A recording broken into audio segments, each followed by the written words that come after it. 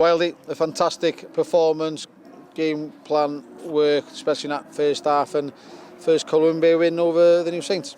Yeah, it's a great achievement, isn't it? A disciplined performance, the game plan did work, and it's all credit to the lads in there. You know, we've done a lot of work this week on our defensive shape, but I actually thought we looked a hell of a threat as well, springing attacks, and even when we had 11v11.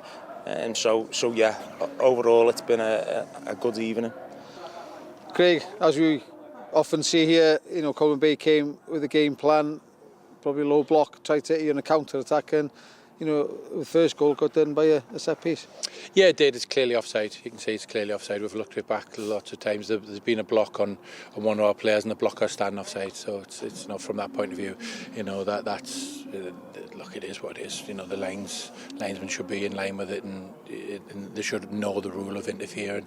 You know, the second goal, they've got to know the rule that if it hits your hand in the box and it leads to a goal, whether it's accidental or not accidental, the rule is that you've got to give a free kick to the defending team. So and then don't get started on the sending off. It's you know, it's a really poor one. There's no contact made whatsoever.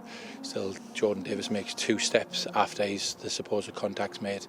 So yeah, look, frustrating one from our point of view, and let's hope common sense prevails and it gets overturned when it gets looked at it, because if not, it's an absolute travesty because there's no contact whatsoever. You know, you were involved in a contentious decision which led to the TNS goalkeeper getting sent off. Yeah, that I just run after the ball, and I knew if I got a touch he was going to either bring me down or let me go free on goal.